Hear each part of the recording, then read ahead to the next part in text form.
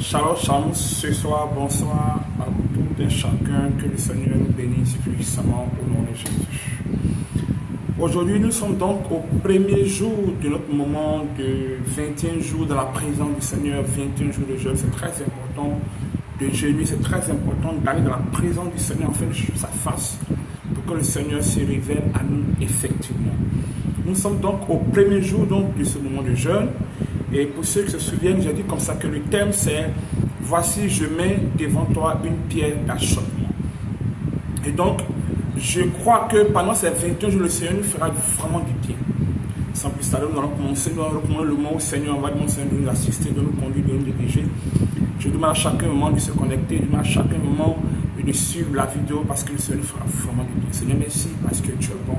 Nous voulons te demander cet instant, Seigneur, pour le contrôle de ce moment de prière, pour le contrôle de ce moment de chant, Seigneur, je veux m'effacer, pour le contrôle, je veux que tu manifestes, Seigneur, viens agir, donc tu n'as pas besoin de toi. Seigneur, nous faisons ça pour ta gloire, nous prêchons pour ta gloire, nous faisons l'œuvre pour ta gloire, et fasse-moi pour le contrôle au nom de Jésus qui est Nazareth. Amen. Que le Seigneur nous bénisse puissamment au nom de Jésus. Et donc, nous sommes donc au premier jour de notre moment de jeûne et de prière. Pour ceux qui se souviennent, j'ai dit comme ça que nous avons 21 jours de jeûne dans la présence du Seigneur. Connectez-vous. Je demande à chacun vraiment de s'abonner à ma page YouTube qui se nomme Apôtre Moïse Ouattara. Connecte-toi et puis ensuite appuie la cloche de notification afin que toutes les vidéos qui vont passer, tu sois informé. Abonne-toi enfin vraiment de suivre tous ces messages qui vont passer. Donc, le thème donc, de ces 21 jours de jeûne après notre Seigneur, c'est « Voici, je mets devant toi une pierre d'achoppement. » Voici, je mets devant toi une pierre d'achoppement. Et nous allons prendre la Bible, nous allons nous inspirer d'un passage biblique, le livre de Romains 9, le verset 33.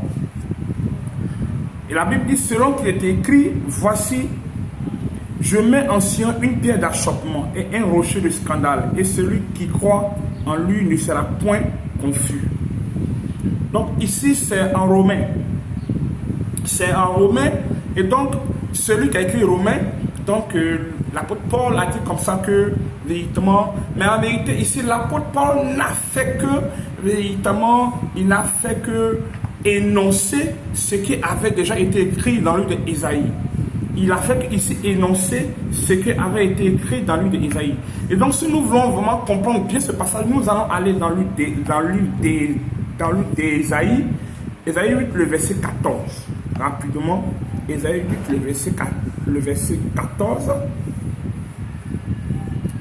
Ésaïe 8, le verset 14.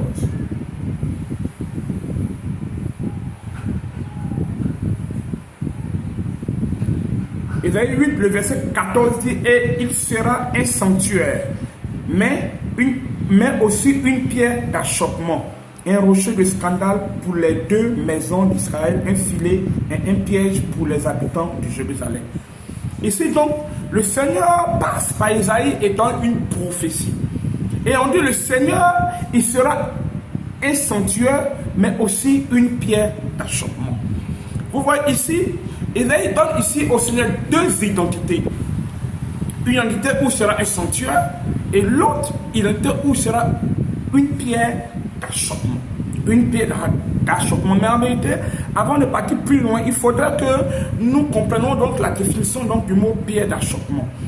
Si vous prenez la version français courant, si vous prenez la version français courant, clairement, cette version-là explique clairement, donne clairement la définition donc, du mot pierre d'achoppement. Donc, selon donc, le français courant Romains 9, le verset 33, ici, donc la pierre d'achoppement, c'est une pierre qui fait trébucher. C'est une pierre qui fait trébucher, c'est un rocher qui fait tomber. Donc ici, une pierre d'achoppement, c'est une pierre qui fait trébucher, et donc c'est un rocher qui fait tomber. Ici, Ésaïe se définit clairement ici que Dieu a deux identités, et Dieu aura deux identités. Il est pour certains un temps d'adoration, et il est pour d'autres une pierre d'achoppement. Il est pour d'autres une pierre d'achoppement. Nous devons comprendre que le Seigneur aime l'humanité, le Seigneur aime l'homme et il est venu pour accomplir une mission spécifique. Mais ce Dieu qui arrive, ce Dieu véritablement qui vient pour accomplir une mission, on voit que véritablement pour certains, véritablement, il sera véritablement un lieu d'adoration. Vous savez, quand on parle d'adoration, c'est un lieu de prière, c'est un lieu où on vient se connecter avec son Dieu, c'est un lieu où on vient prier, c'est un lieu où véritablement on vient pour entrer en contact avec le Seigneur. Donc quand on parle d'adoration, véritablement le mot, ou bien oui, le mot qui sort clairement, c'est le mot adorateur. Donc nous devons comprendre que quand on parle ici de temple, le Seigneur qui sort dans un sanctuaire, le Seigneur qui sort un temple, ça veut dire que le temple, le Seigneur a besoin d'adorateurs. Et quand nous lisons bien la Bible, nous allons voir véritablement en lui des gens, le Seigneur parle ici, et puis il dit le temps vient où le Seigneur va chercher quoi? Des vrais adorateurs. Et donc ça veut dire qu'en vérité, il n'y aura même pas d'adorateurs, même ceux qui vont vouloir l'adorateur ne seront pas des vrais. Et donc les vrais adorateurs seront rares. On ne va pas trouver les vrais adorateurs facilement. Or, le Seigneur, en vérité, il est venu et le Seigneur nous appelle pour que nous soyons des adorateurs. Le Seigneur nous appelle pour que nous puissions entrer constamment en contact avec lui, afin que de lui, nous puissions retirer véritablement notre subsistance, notre force, notre soutien. Et nous allons nous rappeler que la Bible déclare qu'il est le Saint, c'est lui qui est le tronc d'arbre. Toute branche qui est rattachée à lui, véritablement, il va donc recevoir la sève. Mais en vérité, c'est au travers de l'adoration que nous rentrons en contact avec le Seigneur et que nous retirons notre sève, la vie. Nous retirons donc cette substance-là que nous avons besoin afin d'avancer, afin de progresser. Donc le Seigneur est pour certains un soutien, le Seigneur est pour certains une aide, un soutien qui ne manque jamais dans la détresse. Et par contre, pour certaines personnes, la Bible déclare qu'il sera donc une pierre d'achoppement. Il sera donc un rocher qui va les faire trébucher. Il sera donc un rocher qui va les faire tomber. Il sera donc une pierre qui va vraiment les faire tomber. Une pierre qui va vraiment les faire trébucher. Écoutez-moi bien ce soir. Je suis en train de dire à quelqu'un ce soir, écoute-moi bien. Notre Dieu est un Dieu d'amour, est un Dieu de compassion. Il vient pour être pour nous un soutien. Mais celui qui ne le prendra pas comme soutien, celui qui ne le prendra pas comme appui, ce Dieu-là ne sera plus véritablement un appui, un soutien pour lui, mais il sera pour lui une pierre d'achoppement. Il le fera trébucher, il le fera tomber. La Bible déclare que le Seigneur vraiment est venu avec l'évangile. La Bible dit que l'évangile, la prédication de la croix est une folie pour ceux qui périssent. Mais pour ceux qui croient, c'est la puissance de Dieu pour ceux qui croient. Donc l'évangile est pour certaines personnes une folie. L'évangile est pour certaines personnes quelque chose qui n'a pas de valeur. Écoutez, le Seigneur n'a pas gagné le monde par la sagesse humaine, bien sûr. Le Seigneur n'a pas gagné le monde par la puissance, mais le Seigneur a gagné le monde par la sagesse de Dieu. Et la sagesse de Dieu très souvent est une confusion pour l'homme. La sagesse de Dieu est très souvent une confusion. Pourquoi? Parce que l'homme a une conception erronée. L'homme a une conception, une mentalité selon le monde. Et je veux faire comprendre à quelqu'un ce soir, celui qui veut saisir la pensée de Dieu, il doit avoir l'intelligence renouvelée. Renouvelé par le Saint-Esprit. C'est pourquoi la Bible dit: ne vous conformez pas au siècle présent, mais soyez transformés par le renouvellement de l'intelligence. Donc c'est lorsque le Saint-Esprit touche notre intelligence que nous sommes renouvelés. C'est là seulement que nous pouvons maintenant saisir et comprendre les choses de Dieu. Les choses de Dieu. Les choses de Dieu. Écoutez, ce thème-là, véritablement touche tout type de personnes. Ce thème touche d'abord les personnes qui ne connaissent pas Christ, qui n'ont pas Jésus dans leur vie.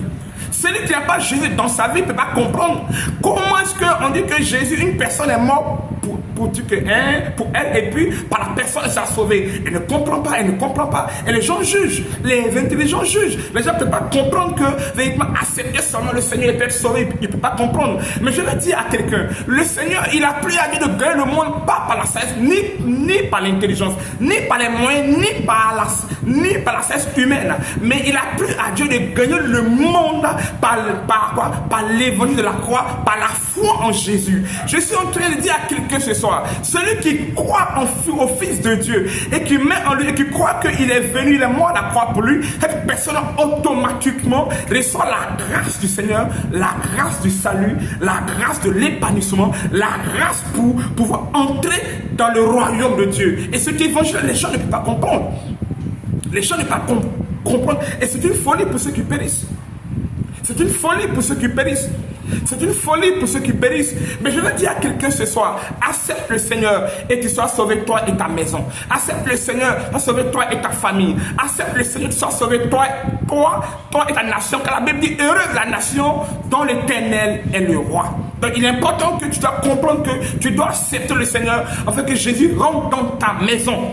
Jésus rentre dans ta maison. C'est Jésus là, c'est lui qui est venu pour apporter le salut à l'humanité. Et il a accompli des actions tellement fortes que s'il n'a pas rénové ton intelligence, tu ne comprendras pas pourquoi est-ce qu'il est venu sous forme humaine. Pourquoi est-ce qu'il a payé le prix. Tellement de questions sont posées sur l'action de Jésus à la croix. On ne peut pas comprendre pourquoi Dieu peut venir sous forme humaine. Il ne peut pas comprendre que ce grand Dieu-là peut revêtir, peut prendre la forme humaine venue sur la terre. Il ne peut pas comprendre que ce grand Dieu-là peut marcher sur la terre, vivre comme les hommes. Et puis, véritablement, ils vont l'attraper, ils vont le maltraiter, ils vont le couler la croix. Le monde ne peut pas comprendre, les gens ne peuvent pas comprendre. Avec l'intelligence humaine, on ne peut pas comprendre l'action de Jésus à la croix. On ne peut pas comprendre, on ne peut pas comprendre. Mais en vérité, ces choses-là, on l'a saisi par la foi. C'est la foi qui nous introduit dans ce salut-là, dans les promesses et dans toutes ces choses. Vous savez, la Bible déclare que Dieu n'a pas voulu gagner le monde par la puissance, ni par les moyens, ni par l'intelligence, mais il a plu à Dieu de gagner le monde par la prédication de la foi, par la prédication de la croix et par le moyen de la foi. Et je dis à quelqu'un, écoute-moi bien. Si ton intelligence et ta sagesse ne doivent pas te comprendre ces choses, laisse-moi te dire que tu as une intelligence qui est obscurcie. Tu as une intelligence véritablement qui est dans les ténèbres, tu ne veux pas comprendre. Je prie ce soir. Et que pendant que tu m'écoutes, la lumière de Dieu véritablement te saisisse, la lumière de Dieu éclate ton intelligence et que tu comprennes le sacrifice de Jésus à la croix, le sacrifice parfait pour ton salut. Pour ton salut. Il est important que tu comprennes cela. Donc, véritablement, ce thème, véritablement, est d'abord, j'ai dit pour ceux qui ne comprennent pas, ceux qui n'ont pas compris, mais ce thème est aussi pour ceux-là, véritablement, qui disent qu'ils acceptent le Seigneur Jésus, mais qui ne comprennent pas les choses de Dieu. Vous savez, ceux qui ont attrapé Jésus, qui l'ont saisi, qui sont allés le crucifier, c'est les pharisiens, c'est les juifs, ils avaient la loi, ils avaient